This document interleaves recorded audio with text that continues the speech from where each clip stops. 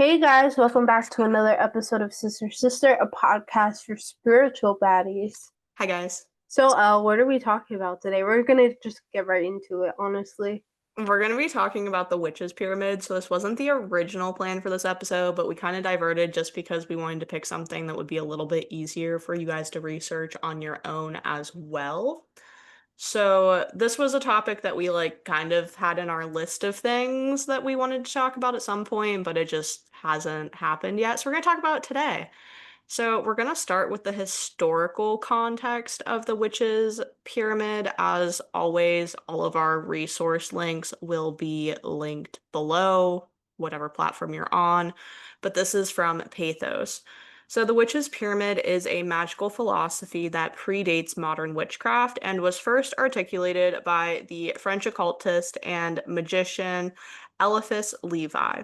In his two-volume Transcendental Magic, Its Doctrine and Ritual, released in 1854 and 1856, in Transcendental Magic, Levi writes, "To attain the sanctum reginum, in other words, the knowledge and power of the Magi, there are four indispensable conditions: an intelligence illuminated by study, an intrepidity which nothing can check, a will which cannot be broken, and a prudence which nothing can corrupt and nothing intoxicate. To know, to dare, to will, to keep silent. Such are the four words of the Magus inscribed upon the four symbolic forms of the Sphinx." So for Levi, the Magi were the carriers of the magical tradition just before introducing his readers to what would become the witches' pyramid. He writes that magic is the traditional science of the secrets of nature, which has been transmitted to us from the Magi. In Levi's words, in order to become a successful magician, one must be like the Magi. And to be like the Magi, one must adhere to the four principles of to know, to dare, to will, to keep silence. Levi is quite explicit in what these four principles mean. To be a magician, one must know one's craft and study and be fearless in that study, afraid of nothing that it might reveal. This requires an iron constitution and a deep inner strength, along with a sense of judgment unhindered by outside forces. Because Levi equates his four words of the Magus with the legendary Sphinx, his indispensable conditions are sometimes referred to as the four powers of the Sphinx. In ceremonial magic, circles, they are often called the four powers of the Magus or magician. The term witch's pyramid is used exclusively in witchcraft and was most likely first used in the 1950s. 75 years after Levi's death, Levi was a tremendously influential magician and thinker, and his four powers were picked up by the Golden Dawn, as well as Aleister Crowley, an initiate of the Golden Dawn, who incorporated them into his practice of thelema. Crowley introduced a fifth idea into Levi's powers, the power to go. Crowley's addition would eventually make it into some witchcraft traditions where to go is equated with the element or power of spirit. And this is just a note from us. Please note Crowley is also one of the founding members of Wicca, and understand not all of his principles within the organized religion of witchcraft are ethical or culturally respectful, as a lot of Wiccan practices are culturally appropriated from indigenous magical practices around the world. Take that with a grain of salt. Being that this was kind of the foundational principles of the witch's pyramid, and then he added something to it. We aren't really going to be touching on that because it's not exactly relevant to the discussion of the witch's pyramid itself. So let's kind of take it into the modern era, Maya. So, now we're gonna get into the modern era. So, modern witchcraft has a long history of being influenced by ceremonial magic, so it's not surprising that many witches picked up on the ideas of Levi. The first book containing modern witch rituals, Paul Hudson's Mastering Witchcraft, which was released in 1970, mentions the witch's pyramid as an essential magical first step. Instead of using the familiar to know, to will, etc., Hudson writes about the four powers of a virulent imagination, a will of fire, rock hard faith, and a flair for secrecy. These ideas sync up nicely with Levi's original vision and remove any ambiguity in the meaning of the four powers. The first book to feature complete witch rituals published by a major press was Lady Sheba's Book of Shadows, which was published in 1971. In that work, Sheba begins with the witch's pyramid, which she calls the foundation of witch power. Like Cusson, she doesn't use Levi's short and sweet phrasing, but instead describes the four sides of the pyramid like this. The first side of the four so-called sides of the pyramid is your dynamic, controlled will. The second, your imagination or the ability to see your desire accomplished. The third, unshakable and absolute faith in your ability to accomplish anything you desire. And the fourth, secrecy. Power shared is power lost. These four things, willpower, imagination, faith, and secrecy, are the basic rules and the absolute basic requirements for working of witchcraft. So now we're gonna go through some modern witch interpretations that are more present day. This is from like time period of like 2016 to present that people have published online within different blogs and things. We will have who said like each thing linked below, like all of the number ones will be coming from the same blog post, all of the number twos and all of the number threes. So we'll put like modern interpretations one and the link, two the link, and three the link. So modern interpretations of the principle to know. The first one is knowledge is power. This is where you start to build up knowledge of correspondences in your head, herbs, metals, crystals, colors, zodiac signs, elements. See how the elaborate web fits neatly together. This is also where you know the ritual in terms of the actions you must perform and the words that need to be said. This is where you know yourself, your abilities, and your limits. Know your goal and your intention, know your magic. This cornerstone corresponds to the element of air. As such, it is all things intellectual. Reading, memorization, logic. It is where you say, I know to use cinnamon because the book said it's a fire herb. So then we go on to interpretation number two. The witch must know what they are doing and why it must be done. Along with this knowledge comes the understanding of how to do it. Gather all the information you can about the situation you plan to work magic for. Gather all the information on what practices you will use to work your magic. If you plan to use candles as your tool, what will you do? What colors will work best? What oils will you dress the candle with to align your intention? What spirits, powers, or deity will you call upon to assist? Will you use other items or tools? If so, what and how will you utilize them? Do you know how to work a spell to raise energy and send it to your goal? Have you performed a divination to see what the expected result may be? And if they are unfavorable, will you alter your course and divine again to see if your changes lead to better results? Are you knowledgeable in your craft? And most of all, do you know yourself? This point is often equated with the element of air. And then our third interpretation, which is much shorter, is knowledge comes from nature. It comes from studying, reading books, from engaging with teachers, but also with people who have found love, wisdom, fulfillment, and personal power.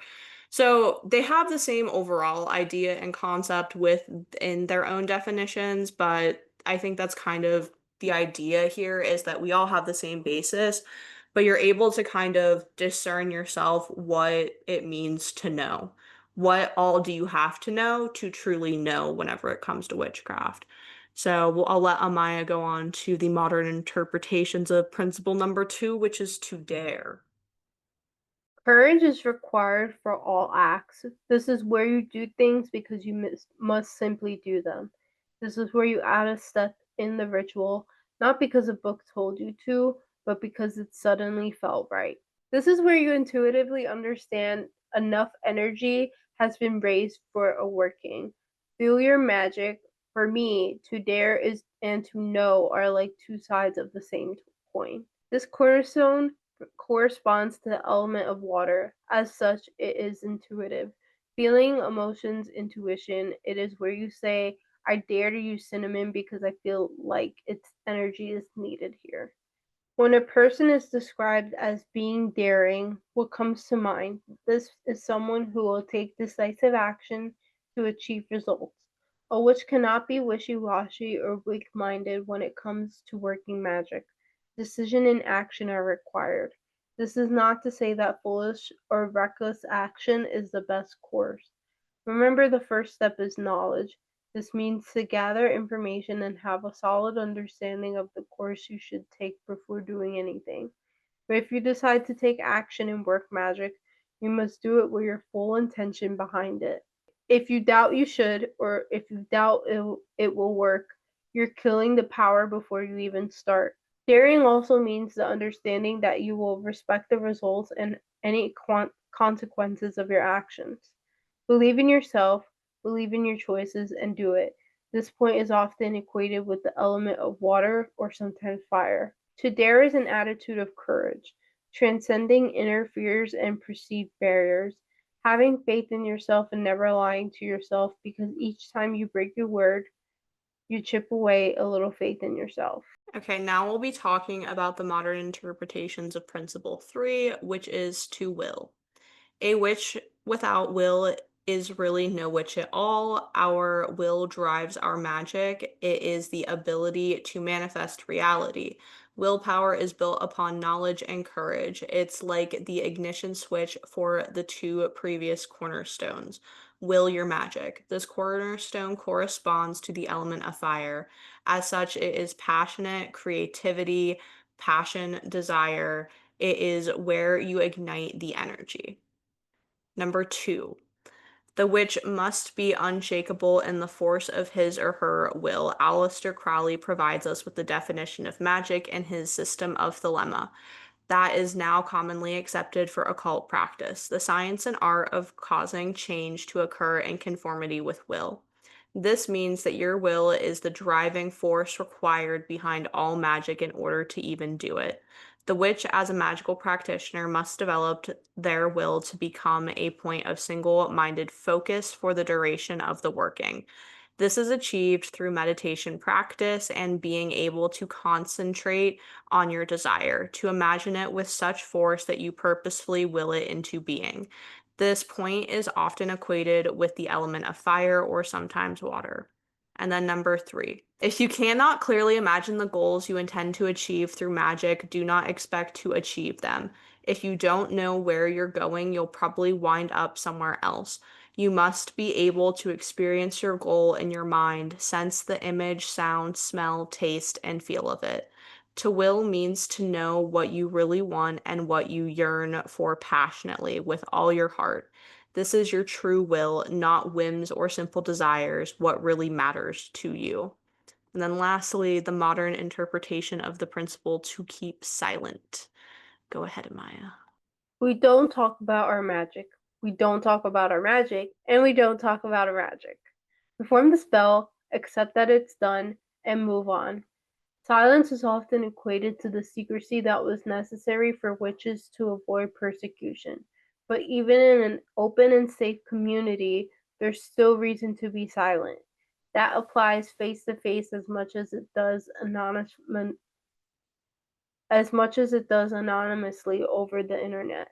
Telling someone about your magic can invite doubt, if only unintentionally. This is where you hold your tongue rather than this is where you hold your tongue rather than explaining the cool new ritual you did. At least wait until your results have manifested. Guard your magic. This cornerstone corresponds to the element of earth. As such, it is grounded. Stability, acceptance, secrecy. It is where you say nothing. Don't talk about your magic to anyone who is not on the same wavelength and working with you towards the same goal. If you are a solitary practitioner, this means you keep it to yourself.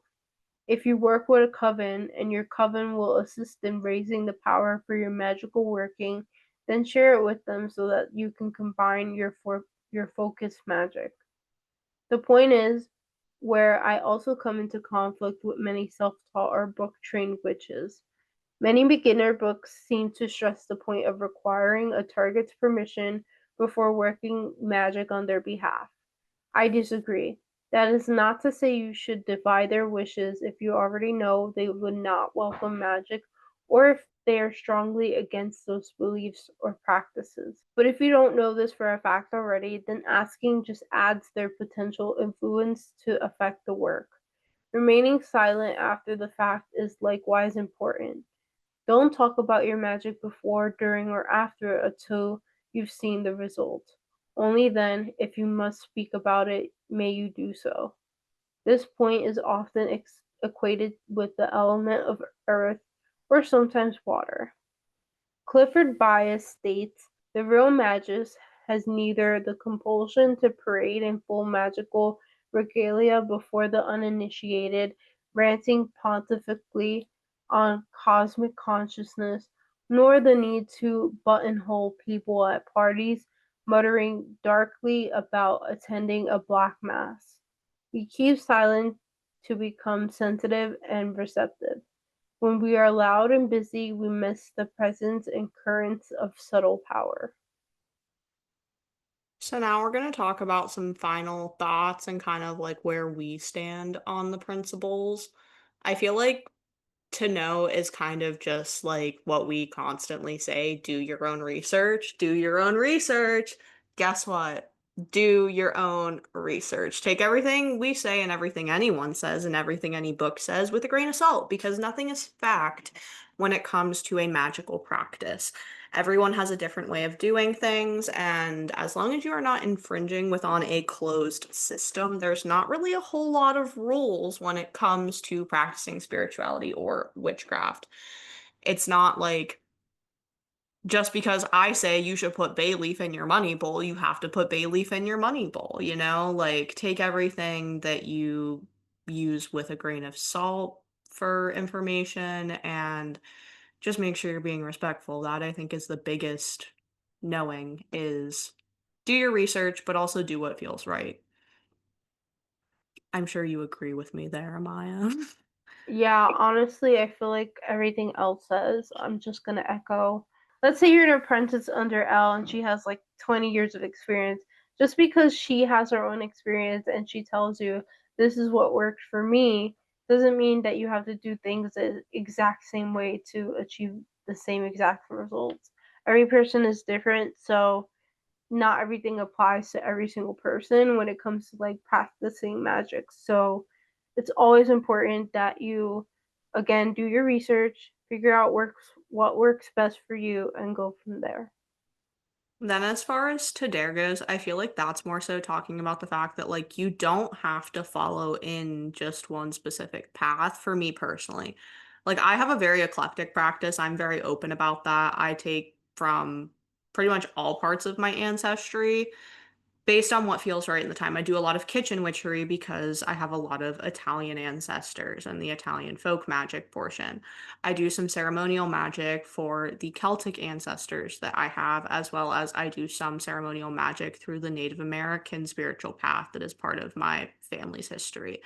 So I feel like Tadare is, at least for me personally, more about knowing when to use what types of magic and when to just kind of go off the wall and throw a little chaos in there. I mean, I'm the chaotic crystal chick. Chaos magic is first and foremost probably my most used kind of magic because that's how I got started, but that isn't for everyone. So, I feel like to dare is more so what bounds do you need to step outside of to be able to get your power across?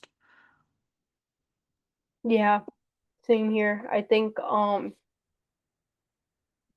it comes to like different practices, different beliefs, of course, there are certain things that you have to do one way, but I feel like there's always opportunity to, like we talked about before, find what works for you. So let's say you've done the spell the same for like several times, but it's starting not to work.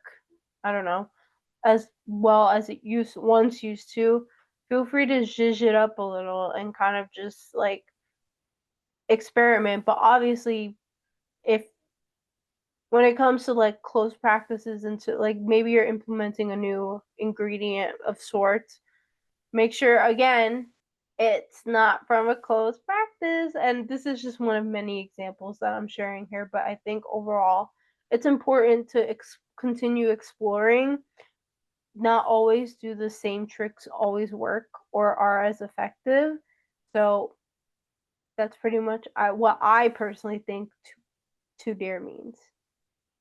Arguably, I think two will is probably the most important one, personally, because without intention, your magic is nothing. So I really fully believe in, like, this is my personal belief on how witchcraft works. We have the basis in the universe that energy cannot be created nor destroyed.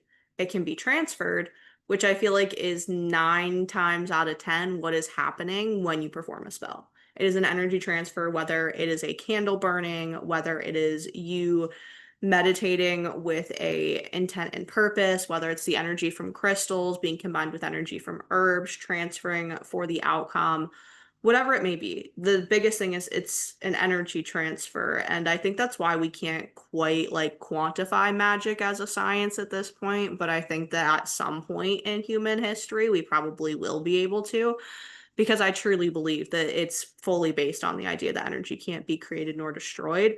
So if you don't have an intent behind it, if you're just throwing cinnamon in there and you have no idea why you're throwing cinnamon in there, and you don't tell the cinnamon what it's supposed to do, it's not going to have any purpose. It's just going to be cinnamon in a bowl or on a candle. Like, you got to have intent behind why you're doing everything. That's one of the biggest things. And some people say that, like, intention is a good thing, but like you have to have certain tools to be able to do certain types of magic, which is true in some vein. However, I think that intent is probably the most important ingredient in any spell. Without it, your magic isn't going anywhere.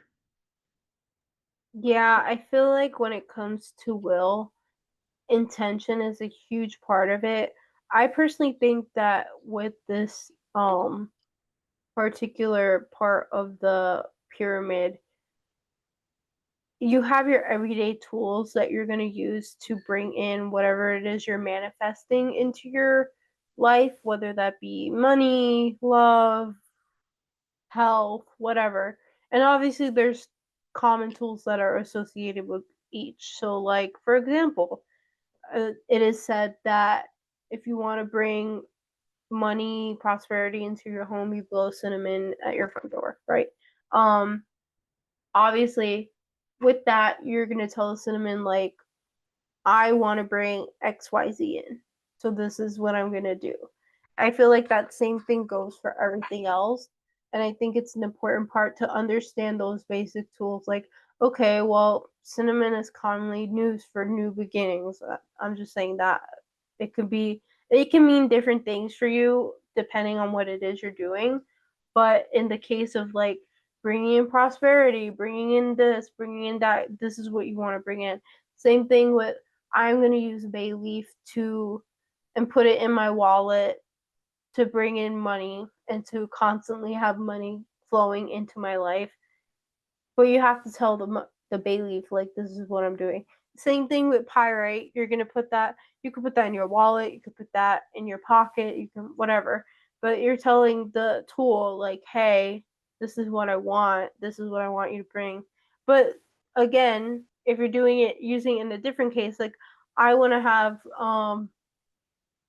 like you can use it to have more personal wealth, or you can use it in a different instance, but in the overarching theme of more wealth. Like it could be towards your business. So maybe you'll have pirate at your business to keep money flowing in, for example, that kind of thing. Like I think overall, the idea that I'm trying to share here is that obviously there's common tools that you're going to use and it's going to be relevant to certain things, but don't be afraid to use them in different ways, like whether that be personally, professionally, mentally, emotionally, I don't know. I think you Yeah. guys get my point. No, 100%. And I think that something that enough people don't like realize is, especially when it comes to crystal magic, because you brought up pyrite, is there's a certain energy exchange that happens with crystals, right? Whether you find it, like say someone lost it and you find it, it found you, it was meant to be yours now. That's why you found it.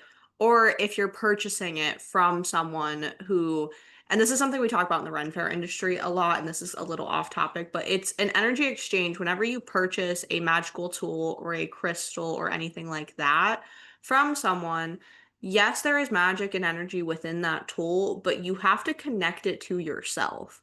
Like, I do a lot of pre-spelled candles, for instance, and I put my magic and my energy and everything into that. However, whenever you go to light it, you still should hold it before you light it and visualize what exactly you want it to do for you. If you're purchasing a cleansing candle from me, but you don't sit there and think like, I want this to push all the negative energy out of my house, it's not going to do that. It may do some cleansing because I put intent in it, but you have to connect to every tool that you're using as well. And I think that's why a lot of people tend to consecrate a lot of things whenever they're using them and they're going to be like a standard tool in their practice. So the final one is to keep silent. I feel a couple different ways about this one because I think that there is value in talking about your practice in certain circumstances to teach and educate others within the witchcraft space, especially with the height of witch talk and social media witches and things like that becoming more and more common. However, I also think there are times where you should keep silent if you have a working that is specifically meant for you about, like, we'll just use money, for example. I have money bowls on my altar in my shop. Obviously, if someone comes in and asks me what that is, I'm going to tell them it's my money bowl. And if they ask me what its purpose is, I'm going to tell them. But that's a part of my practice that I'm willing to share. That's why it's on the altar at my shop. Now, there are some workings that are more personal to me that are on my altar at home that, like, no one gets to see that. Like, I don't show my altar on social media. People don't get to see my altar. There's very few people that actually see it, most of which are my family members who live in my house with me. There's kind of a certain amount of these are the things you talk about, these are the things you don't talk about. And I also think that it's important that, like, so I do spell work for hire. That's one of the services I offer. I never post spells that I've done recently as a practicing witch for people until I know that that person is seeing results from it. I think that's something like you don't want to boast about your power and what you can do until you're sure that it's working for someone. One example recently was I had a client who wanted me to do a truth spell on her ex-husband, because he was spouting lies about her to their child. And it was really starting to cause a lot of tension within their separation because they were still going through the divorce process. I waited until she told me that the relationship with her daughter was starting to kind of mend before I went ahead and said, here is the truth spell that I recently did. And I don't always show all of the components of a spell either whenever I post them. A lot of times I'll just post like the candle portion burning, but there's usually a lot of other elements. So I think in certain circumstances we should keep silent about what we're doing, but in others I think it's important to talk about it for the educational content purposes of it. Yeah, I think it's the same way that people always say, um, don't show all your cards, don't, you know, post about something before it even happens because you never know what could happen. And I think I've experienced this a lot. Like, I'll be like, oh, yeah, I want to do this and I'm going to plan to do this. And there have been countless times where I've said that and it just doesn't happen because you could easily just be telling the wrong people and they're going to be like, oh, like their thought, like they don't even have to say anything. Their thoughts are just going to manifest that you don't like whatever it is that you're looking to do don't end up happening. So I feel like it's really important when it comes to this part of the magic to really just,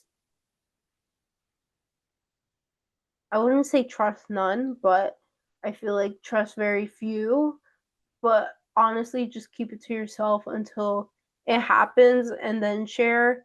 If you like, if the just like the script said, if you must feel so like inclined, then share. But I think like it's really just better if you keep it to yourself because there's not a lot of people out there, and I hate to say this and not like to be negative, but unfortunately people do not have your best interests. So And that's yeah. another thing, like the evil eye is so real. Like the evil eye is so real. And even when people compliment me, like if someone comes in the shop and they're like, oh my gosh, you look so pretty today, I'll go, thank you. Because I'm blowing their energy off of me. Like some people might think that's rude, but like I'll accept your compliment and give you thanks, but I also don't know if you're telling me I look really pretty today because you feel like you look like garbage. Like I don't want that energy attached to my being. And like there's also times where like someone will like touch me and they'll be like, "Oh my gosh, I love your hair." And I'm like, "Thanks."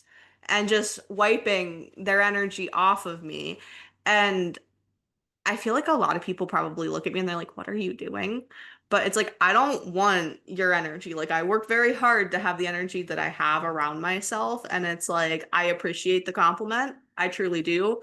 But unless it's coming from someone who is like super close to me, and even in that sense, like sometimes I'm like, I don't know that that was for my best interest. So I'm just gonna that away.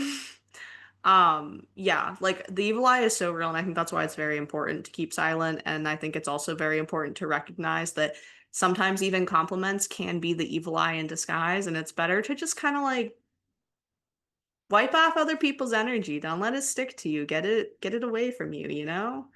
I don't I don't like that. Like you never know what someone's true intention is behind something.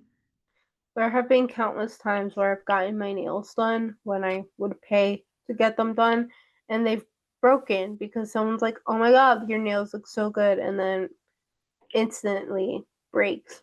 Gel manicures, might I add, gel manicures. Be careful. You gotta be careful. Yeah, I think you like honestly take it with a grain of salt. Like, I mean, it's nice to be complimented and all, but like at the same time, like Elle said, you don't know if that person truly means it. Obviously, we can think, and honestly, I think it even goes to like us complimenting other people. Like, even if you really say it with genuine and you're genuine about it, like that person might not think that. They'll be like, why are you complimenting me? Like, especially if you do it out of the ordinary too. I personally am a person that compliments everyone, but not everyone like will take it as such. They'll think like, okay, even though you might think to yourself, oh, like I really mean it, not because you're just saying it to say it, right? So, I think that that piece is very important to keep silent. Yeah, I would never be offended if like I complimented someone and I saw them go or like brush it off because like I do the exact same thing because you don't know what energy someone is carrying with them, especially if you're like out in public and it's like a random stranger. Like they could be being genuine or they could absolutely have the worst intentions possible behind it. You truly don't know. And like protect yourselves in every aspect. One of the things with social media and sharing witchcraft on there, and why I think that a lot of people don't show their personal altars and don't show their actual workings, they'll do like, here's how to do this kind of spell, but it's not what they actually do. Like they have other steps and things that they keep secret, is because of the fact that there are so many people that can just see your content, right? Like there are For You pages, there are you can scroll on Instagram Reels, Facebook Reels, whatever, what have you. And you can see anyone's content, it can pop up. And I think because of that, that's also another reason that people are like, if I'm going to show a working, it's not going to be one that I actually do. I'm just going to explain how to do it in a way that like would work, but you should add something else to it to make it your own because you never know who's going to come across your content. You can have someone sitting in your live sale creeping for 2.5 hours that you don't know who they are. They have no profile picture, and then your evil eye bracelet breaks afterwards. I'm not True speaking of story. personal experience or anything. True story. But anyway, Yeah. yeah, that's pretty much, I feel like, all of it, honestly. I think there's a lot of great lessons to take away from here, even though Aleister Crowley was not a good man. Yeah, he wasn't directly attached to it, just the more modern versions of it, so. Yeah. So, all that being said, let's get right into tarot time. Tarot time.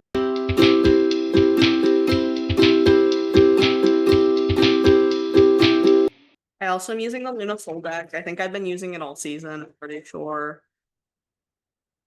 One of my favorite tarot decks.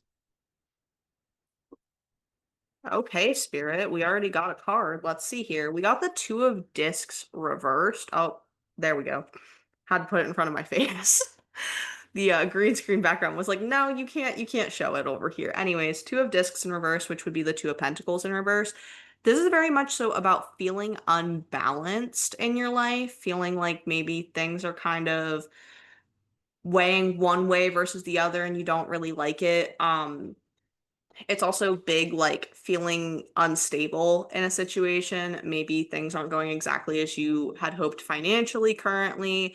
Maybe you're thinking about switching jobs. Maybe you're thinking about, you know, should I go on in on this investment? Should I buy this house? Should I get this apartment kind of thing? Kind of feeling imbalanced in your decision making. So definitely just kind of proceed with caution when this comes out. Um, the good thing is when this is in the reverse, it usually means that you're like closer to making the right decision when it comes to this imbalance and figuring things out. When it's upright, you're really kind of in that energy. At this point, you're kind of coming to the end of it and kind of figuring out that decision. So, not a terrible card to get, just means that we got to kind of do some self-reflecting and thinking. And now, right into Astrology Almanac.